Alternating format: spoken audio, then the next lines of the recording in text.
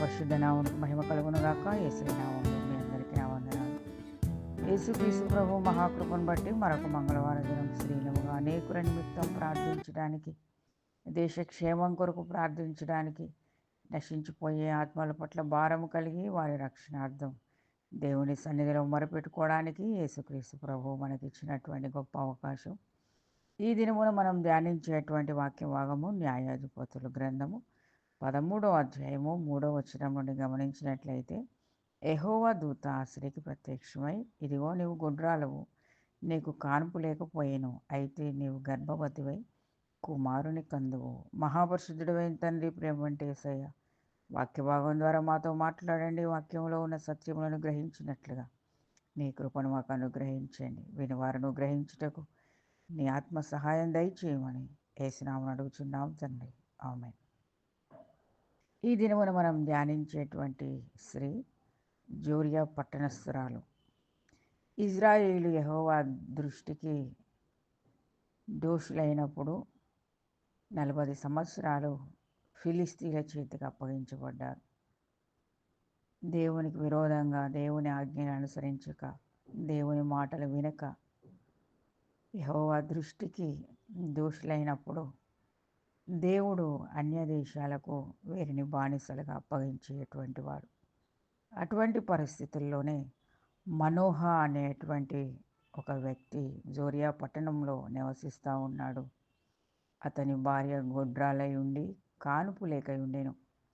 యెహోవా దూత ఆ స్త్రీకి ప్రత్యక్షమై, ఇదిగో నీవు గొడ్రాలవు, నీకు కానుపు లేకపోయాను. యెహోవా దూత మాట్లాడుతున్న మాటలు, నీవు గొడ్రాలవు, నీకు కానుపు లేకపోయాను, అయితే నీవు గర్భవతివై కుమారుని కందువు. చూసారా, ఆమె గొడ్రాలే. అనేక సంవత్సరాలు కానుపు లేక ఉన్నటువంటి స్త్రీకి దేవుడు తన దూతను పంపించి, నీవు గర్భవతివై కుమారుని కందువు అని ఆమెతో మాట్లాడుతున్నాడు. యేసుక్రీస్తు ప్రభు అనేక మార్లు మనల్ని ధైర్యపరుస్తాడు. నీవు బలహీనుడవే, కానీ నా బలము నిన్ను బలపరుస్తుంది. నేను నిన్ను బలపరుస్తా. నీ బలహీనతల్లోనే నా బలము పరిపూర్ణమైంది. దేవుడు మనల్ని ఎరిగినటువంటి వాడు, మనల్ని చూస్తున్నటువంటి దేవుడు, మన యందు దృష్టి ఉంచినటువంటి దేవుడు గనక, మన బలహీనతలను ఎరిగిన దేవుడు, మన లోపములను ఎరిగినటువంటి దేవుడు, మన అయోగ్యతలను ఎరిగినటువంటి వాడు గనుక ఈ స్త్రీతో దేవుడు ఏమని మాట్లాడుతున్నాడంటే, నీవు గొడ్రాలువి, అనేక సంవత్సరాలు నీకు కానుపు లేక ఉండేను, కానీ నీవిప్పుడు గర్భవతివై కుమారుని కంటావు. ఎవరు మాట్లాడగలరు ఈ మాట? అనేకులు నిందిస్తారు, అనేకులు దూషిస్తారు. ఈమె పిల్లలు కనలేదు, ఈమె గొడ్రాలు, శుభకార్యములకు ఈమెను పిలవకూడదు, ఈమెనే పిల్లలు లేక గొడ్రాలై ఉండి ఇతరులను ఏ విధంగా దీవించగలదు అని మనుషులు దూషిస్తారు. కానీ దేవుడు ఏమంటున్నాడంటే, నీవు గొడ్రాలువే, అయినప్పటికీ కూడా నీవు గర్భవతివై కుమారుని కంటావు. మన జీవితంలో కూడా మనలో కలిగి ఉన్నటువంటి అయోగ్యతలను, మనము కలిగి ఉన్నటువంటి లోపములను, మనకు కలిగి ఉన్నటువంటి కొరతలను ఆయన తీర్చగలడు అని మనం జ్ఞాపకం చేసుకోవాలి. మనం ఏ పరిస్థితిలో ఉన్నప్పటికీ కూడా కృంగిపోవడానికి వీల్లేదు, బలహీనం అయిపోవడానికి వీల్లేదు, శక్తిహీనం అయిపోవడానికి వీల్లేదు, నిరుత్సాహపడడానికి వీల్లేదు. దేవుడు మన ప్రార్థనలను ఆయన ఆలకిస్తున్నాడు. ఈ స్త్రీ దేవుని సన్నిధిలో కనిపెడుతుంది, దేవుని సన్నిధిలో ప్రార్థిస్తుంది. భక్తి కలిగినటువంటి స్త్రీ, దేవునిపైన నిరీక్షణ కలిగినటువంటి స్త్రీ, దేవునిపైన ఆధారపడినటువంటి స్త్రీ. తన భర్త మరి పని నిమిత్తము ఆయన వెళ్ళి ఉన్నాడు. ఈ స్త్రీ ఒంటరిగా ఇంట్లో ఉంది. ఆమె కృంగిపోయి ఉండొచ్చు, నిరాశపడి ఉండొచ్చు, ఇంకా నాకు కాన్పు అందదనుకొని ఉండొచ్చు. కానీ యెహోవా దూత ఆమెకు ప్రత్యక్షమై, నీవు గొడ్రాలవు, నీకు కాన్పు లేకపోయెను. అయితే నీవు గర్భవతివై కుమారుని కందువు. కాబట్టి నీవు జాగ్రత్తగా ఉండి ద్రాక్షారసమునే గాని మద్యమునే గాని త్రాగకుండుము. అపవిత్రమైన దేనినైనను తినకుండుము. ఆమె ఏ విధంగా ఉండాలో దేవుడు ఆమెకి తెలియజేయుచున్నాడు. నీవు గర్భవతివి, నీవు కుమారుని కంటావు. అయితే నువ్వు జాగ్రత్త పడాల్సినటువంటి విషయాలు ఏంటంటే ద్రాక్షారసమునే గాని మద్యమునే గాని త్రాగకుండుము. అపవిత్రమైన దేనినైనను తినకుండుము. నీవు గర్భవతివై కుమారుని కందువు. అతని తల మీద మంగళ కత్తి వేయకూడదు. ఆ బిడ్డ గర్భమున పుట్టినది మొదలుకొని దేవునికి నాజీరు చేయబడిన వాడై ఫిలిస్తీన్ల చేతిలో నుండి ఇజ్రాయిలను రక్షింప మొదలుపెట్టినని ఆమెతో అనగా, ఆమె ఆమె తీసుకోవాల్సిన జాగ్రత్తలను దేవుడు తెలియజేస్తున్నాడు. గర్భంలో ఎదుగుతున్నటువంటి కుమారుడు పుట్టిన తర్వాత ఆ కుమారుడు ఏమి చేయాలో, ఎందుకు ఆ కుమారుని దేవుడు వారికి అనుగ్రహిస్తున్నాడో తెలియజేశాడు. ఆ కుమారుని ఏ విధంగా పెంచాలో తెలియజేస్తున్నాడు. దేవుడు బోధిస్తున్నాడు ఆ స్త్రీకి. ఆ కుమారుని ఏ విధంగా పెంచాలో తెలియజేస్తున్నాడు. మనకు పుట్టినటువంటి పిల్లలను ఏ విధంగా పెంచాలి, ఏ విధంగా దేవుని కొరకు ప్రయోజకులుగా వారు కలిగి ఉన్న తలాంతులను దేవుని కొరకు వాడాలో మనం నేర్పించాలి. ప్రభువా, ఎందు నిమిత్తం ఈ కుమారుని నీవు నాకు అనుగ్రహించావు. ఈ కుమారుడి ద్వారా నీ చిత్తం ఏమై ఉందో నెరవేర్చుకో అని మనము కూడా దేవునికి మన పిల్లలను అప్పగించవలసి ఉంది. ప్రతి ఒక్కరిని ఒక ఉద్దేశంతో దేవుడు ఈ లోకంలోకి పంపిస్తాడు. ఆయన చిత్తము తెలుసుకొని ముందుకు సాగినప్పుడు దేవుడు తన చిత్తాన్ని మన ఎడల నెరవేర్చుకుంటాడు. ఈ కుమారుడు ఫిలిస్తీన్ల చేతిలో నుండి ఆయన విడిపిస్తాడని తెలియజేస్తున్నాడు. ఈ బిడ్డ గర్భమున పుట్టినది మొదలుకొని చనిపోవు వరకు దేవునికి నాజీరు చేయబడిన వాడై ఉండును. కాబట్టి నీవు ద్రాక్షారసమునే గాని మద్యమునే గాని త్రాగకుండుము. అపవిత్రమైన దేనినైనా తినకుండుము. ఆ బిడ్డ గర్భమున పుట్టినది మొదలుకొని నా కొరకు జీవించాలి, నా చిత్తాన్ని నెరవేర్చాలి, నా ప్రణాళిక నెరవేర్చాలి. ఫిలిస్తీన్ల చేతిలో బానిసలుగా ఉన్నటువంటి మిమ్ములను, ఇజ్రాయిళ్లను విడిపించడం కోసం ఈ కుమారుని నేను నీకు అనుగ్రహిస్తున్నా. పుట్టబో ఆ బిడ్డకు మేము ఏమేమి చేయవలనో దానిని మాకు నేర్పునట్లు దయచేయమని యెహోవాను వేడుకొనగా,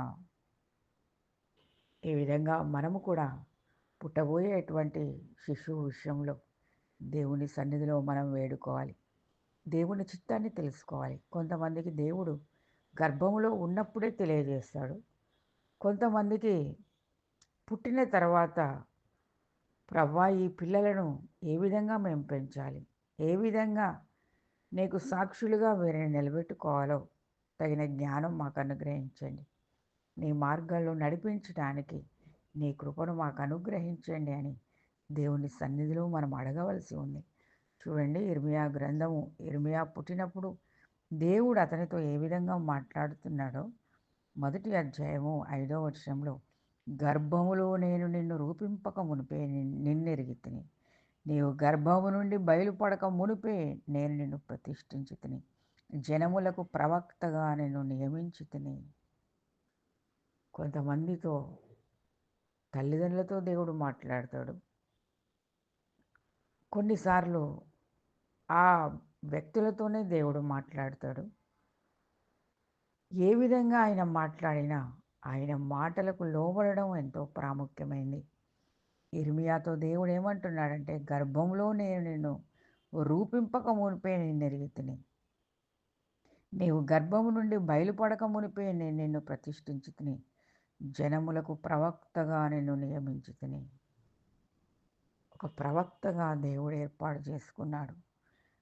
ఇర్మియా ఏమంటున్నాడంటే, 6వ వచనంలో అందుకు అయ్యో ప్రభువు యెహోవా చిత్తగించుము, నేను బాలుడనే, మాటలాడుటకు నాకు శక్తి చాలదని నేననగా యెహోవా నాకిలాగు సెలవిచ్చెను. నేను బాలుడనని అనవద్దు, నేను నిన్ను పంపబో వారి యొద్దకు నీవు పోవలెను, నీకాజ్ఞాపించిన సంగతులను నీవు చెప్పవలెను.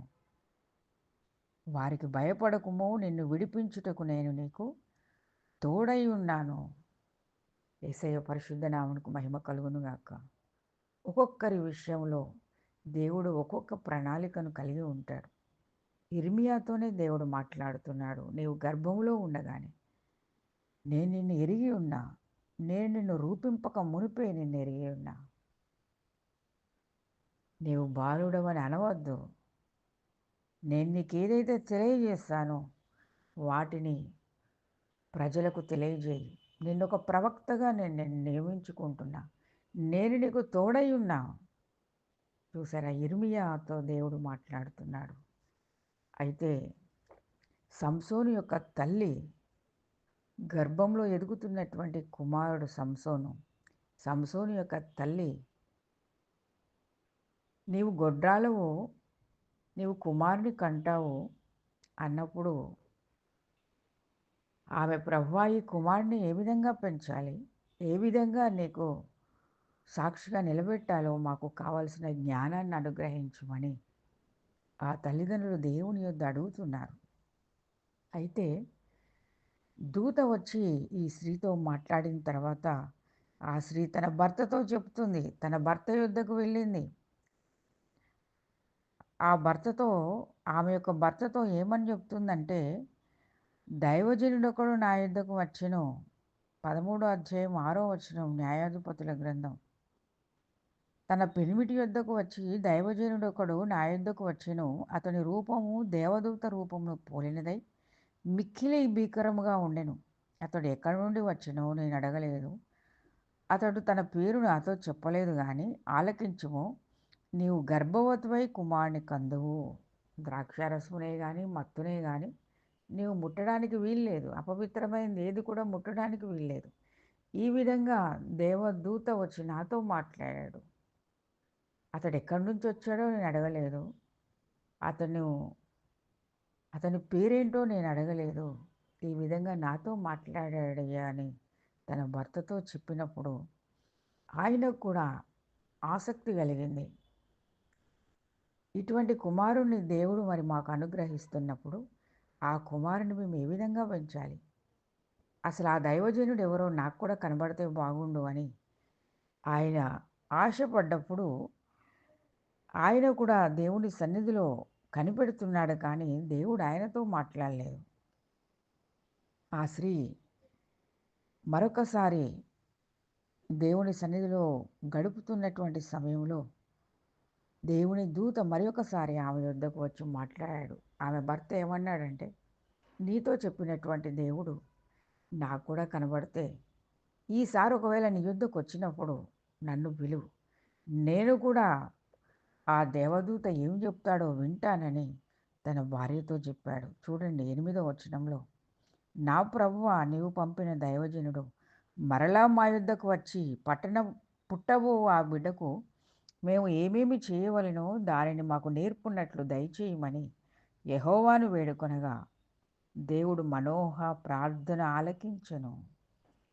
ఇక్కడ ఈ స్త్రీ యొక్క భర్త మనోహ, అతను కూడా దేవుని సన్నిధిలో ప్రార్థించే అనుభవం కలిగినవాడు. దేవుని సన్నిధిలో కనిపెట్టగలిగేటువంటి అనుభవం కలిగినటువంటి వారు, దేవుని యందు భయభక్తులు కలిగినటువంటి కుటుంబం. అందుకనే దేవుడు వారిని దర్శించాడు. ఇజ్రాయేళ్లను విడిపించడానికి ఒక కుమారుని నేను వీరికి అనుగ్రహిస్తా అనుకున్నాడు. మరి బ్రతికి ఉన్నవారు ఎంతోమంది ఉన్నారు. బ్రతికి ఉండి దేవుని వెంబడించేవారు యథార్థవంతులు ఎంతోమంది ఉన్నారు. కానీ ఈ భార్యాభర్తలను దేవుడు ఎన్నుకున్నాడు.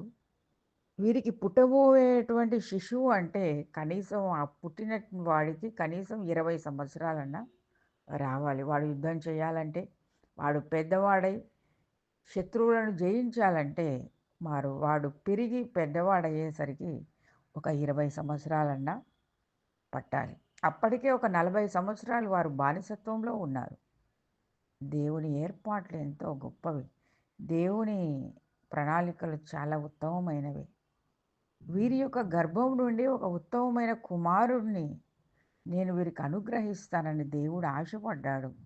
మనోహ కూడా ప్రభువా, పుట్టబోయేటువంటి బిడ్డను మేము ఏ విధంగా పెంచాలో దయచేసి మాకు తెలియజేయమని మనోహ కూడా దేవుని సన్నిధిలో ప్రార్థించినప్పుడు మనోహ యొక్క ప్రార్థన దేవుడు ఆలకించాడు.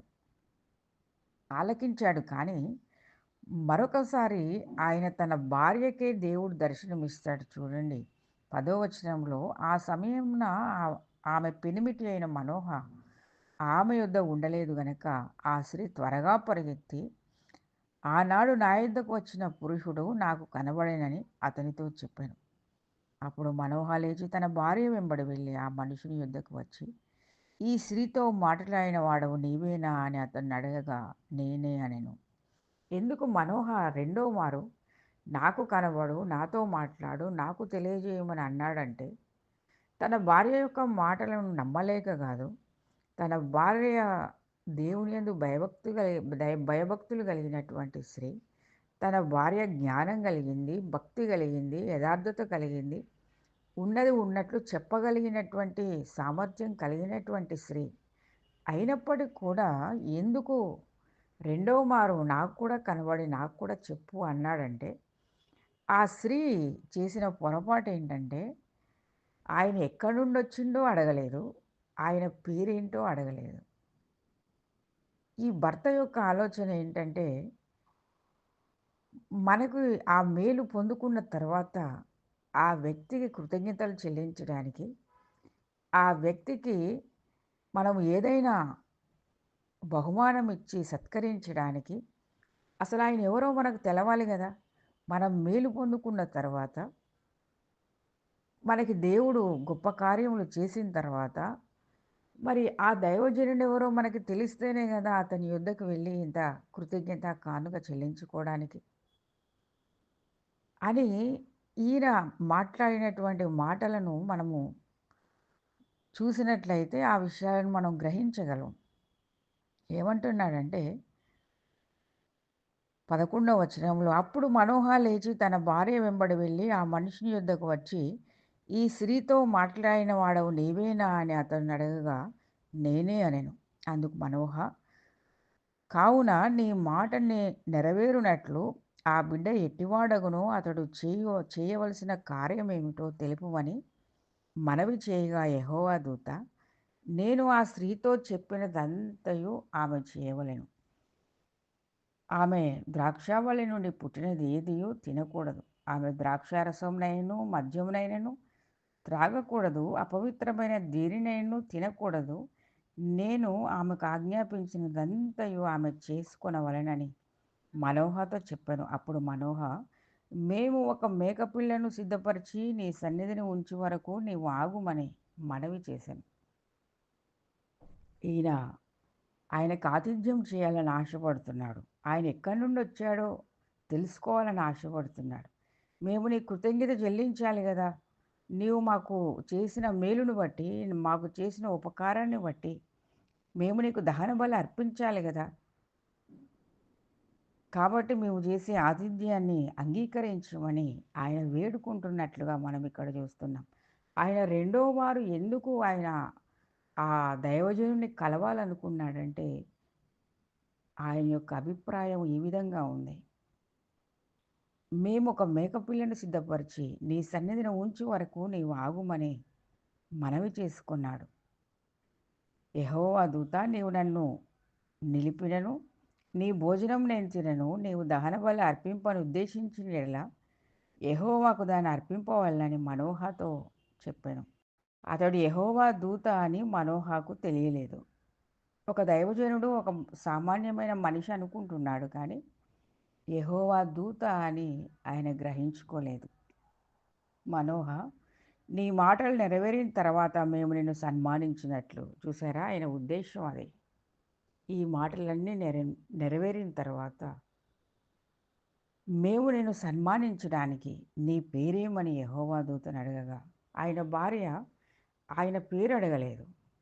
ఆయనకు ఆతిథ్యం చేయడానికి ఆమెకి ఆలోచన రాలేదు. ఎందుకంటే ఒంటరిగా ఉన్నటువంటి స్త్రీ, ఒక దైవజనుడు ఆమె యొద్దకు వచ్చినప్పుడు, తన భర్త కూడా తోడుగా ఉన్నప్పుడే ఏదైనా చేయడానికి ధైర్యంగా ముందుకు రాగలుగుతుంది.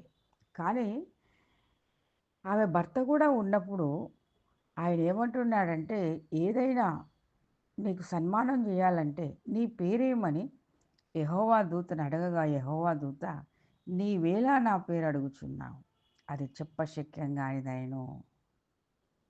ఈ విధంగా భార్యాభర్తలిద్దరూ కూడా భక్తి కలిగినటువంటి వారు, దేవుని సన్నిధిలో ప్రార్థించేవారు, దేవుని సన్నిధిలో కనిపెట్టేటువంటి వారు, దేవుని కార్యాలు వారి జీవితంలో జరగడానికి ఆశపడ్డారు. అన్యదేశంలో బానిసలుగా ఉన్నటువంటి వారు దేవునికి ప్రార్థిస్తున్నారు. ప్రభువా, ఎప్పుడు మమ్మల్ని ఇక్కడి నుండి విడిపిస్తావు? ఈ బానిసత్వం నుండి ఎప్పుడు మమ్మల్ని విడిపిస్తావని వారు ఒకవేళ ప్రార్థిస్తుండొచ్చు. వారి గర్భంలోనే దేవుడు ఒక కుమారుని జన్మింపజేసి, ఆ కుమారుని ఏ విధంగా పెంచాలో తెలియజేసి, ఆ కుమారుడి ద్వారా గొప్ప విమోచన కలగజేసి, ఆ శత్రువుల నుండి విడిపించడానికి దేవుడు వేసిన ప్రణాళిక. మనోహ, అయ్యా నీ పేరేంటి? నువ్వెక్కడి నుండి వచ్చావు? అది చెప్పశక్యం కానిది. కానీ నేనిచ్చేటువంటి ఆతిథ్యాన్ని నీవు అంగీకరించమన్నప్పుడు, ఆ దూత నీవు చేసినను నేను దాన్ని అంగీకరించలేను. అది యెహోవాకే హోమముగా అర్పించబడుతుంది అని ఆ దూత తెలియజేశాడు. 19వ వచనం. అంతటా మనోహ నైవేద్యముగా ఒక మేకపిల్లను తీసుకొని ఒక రాతి మీద యెహోవాకు అర్పించెను. మనోహయు అతని భార్యయు చూచుండగా ఆ దూత ఒక ఆశ్చర్యకార్యం చేసెను. ఎట్లనగా జ్వాలలు బలిపీఠం మీద నుండి ఆకాశమునకు లేచుచుండగా, యెహోవా దూత బలిపీఠం మీదనున్న ఆ జ్వాలలలో పరమునకు ఆరోహణమయ్యెను. ఆతిథ్యం చేశారు. దేవునికి బలి అర్పించారు. హోమం అర్పించారు. ఆకాశం నుండి అగ్ని జ్వాలలు వచ్చాయి. దేవుడు ఆ బలిని అంగీకరించాడు. దహన బలిని అర్పించారు. ఈ విధంగా మనోహ రెండో మారు ఆ దైవజనుడు నాకు కనబడితే బాగుండు అని ఆశపడ్డాడు. అదేవిధంగా మరొకసారి తన భార్య యొద్దకు ఆ దేవదూత, యెహోవా దూత అక్కడికి వచ్చినప్పుడు ఆయన కూడా మరి చూడగలిగాడు, కలవగలిగాడు, మాట్లాడగలిగాడు. ఆ కుమారుని ఏ విధంగా పెంచుకోవాలో తెలుసుకోగలిగాడు. దేవునికి దహన బలిని అర్పించాడు. ఈ విధంగా పుట్టబోయేటువంటి ఆ కుమారుని పెంచవలసినటువంటి విషయాలను తెలుసుకున్నారు. తర్వాత మనోహ భయపడ్డాడు. కానీ నిజంగా మేము దేవుణ్ణే చూసాం, ఇక మేము బ్రతకమన్నప్పుడు ఆయన భార్య ఎంత చక్కటి మాటలు మాట్లాడిందో చూడండి. మేమిక బ్రతకలేము, నిజంగా దేవుణ్ణి చూసాం, యెహోవా దూతను మేము చూసాము గనక మేమింక బ్రతకము అని వారు అనుకుంటున్నటువంటి సమయంలో మనోహ ఆ విధంగా భయపడుతున్నాడు. 22వ వచనం. ఆయన యెహోవా దూత అని మనోహ తెలుసుకొని, మనము దేవుని చూచితిమి గనుక మనం నిశ్చయంగా చనిపోదుమని తన భార్యతో అన్నాడు. ఇంకా మనం బ్రతకలేము, దేవుణ్ణి చూసాం కాబట్టి మనం బ్రతకలేము.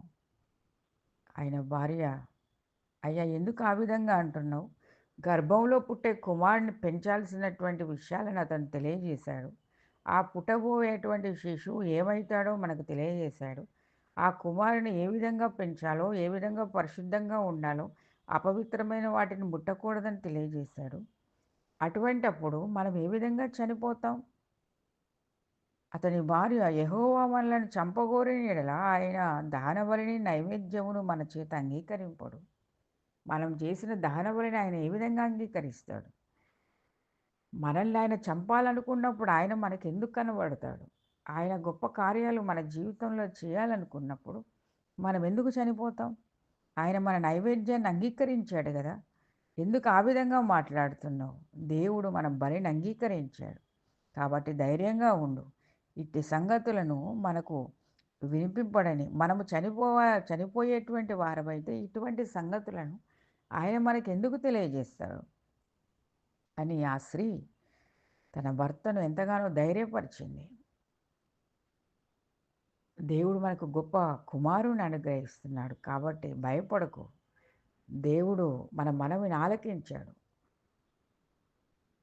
గొప్ప కార్యాలు చేయడానికి ఒక గొప్ప కుమారుణ్ణి మనకు అనుగ్రహిస్తున్నాడు కాబట్టి సందేహపడొద్దు, అధైర్యపడొద్దు. దేవుడు మన జీవితంలో చేసేటువంటి గొప్ప కార్యాలను చూసినప్పుడు ఇవి ఏ విధంగా జరుగుతాయని సందేహపడతాం. ఇవి మనం చేయగలమా? అంత తెలివి నాకుందా? అంత జ్ఞానం నాకుందా? అంత ధైర్యం ఉందా? నేను మాట్లాడగలనా? నలుగురిలోకెళ్ళి ధైర్యంగా నేను నిలబడగలనా? దేవుడు మనతో అంటున్నాడు, ధైర్యంగా ఉండు. నేను నీకు తోడై ఉన్నా. ఇర్మియాతో ఏమన్నాడు? నీవు బాలుడవని అనవద్దు. గర్భంలో ఉండగానే నేను నిన్ను ఎరిగి ఉన్నా. ఒక ప్రవక్తగా నేను నిన్ను నియమించబోతున్నా. కాబట్టి నా చిత్తాన్ని నీవు నెరవేర్చు అని దేవుడు తెలియజేశాడు. ఆ స్త్రీ పురుషులిద్దరూ కూడా ధైర్యంగా ఉన్నారు. దేవుని కొరకు సాక్షులుగా ఉన్నారు. వారి గర్భం నుండి ఒక శిశువును, ఒక కుమారుని కని అతనికి సంసోను అని పేరు పెట్టెను. ఆ బాలుడు ఎదిగినప్పుడు యెహోవా అతనిని ఆశీర్వదించెను. ఈ విధంగా మనోహ యొక్క భార్య తన భర్తను బలపరిచింది. తన భర్త ఈ దైవజనుడు ఎక్కడి నుండి వచ్చాడో, అతని పేరేంటో అని అతను కూడా ఎంతో వివేకముతో తెలుసుకోగలిగాడు. దేవునికి దహన బలి అర్పించారు. ఒక మంచి కుమారుణ్ణి కన్నారు. అతనికి సంసోన్ అని పేరు పెట్టాడు. ఆ సంసోను వారి శత్రువుల నుండి వారిని కాపాడగలిగాడు. కాబట్టి క్రీస్తునందు ప్రియమైనటువంటి దేవుని బిడ్డలారా, దేవుడు చేసేటువంటి గొప్ప కార్యాలను మన జీవితంలో అంగీకరిద్దాం. మనం బలహీనమని అనుకోవద్దు, శక్తిహీనమని అనుకోవద్దు, మనకు చేత కాదని అనుకోవద్దు. దేవుని శక్తి మన యందు పరిపూర్ణమై ఆయన కొరకు గొప్ప కార్యాలు చేయడానికి ఆయన నిలబెడతాడు. అటువంటి గొప్ప కృపా ప్రభువైన యేసుక్రీస్తు ప్రభు మనందరికి అనుగ్రహించునుగాక. ఆమేన్. ఆమేన్.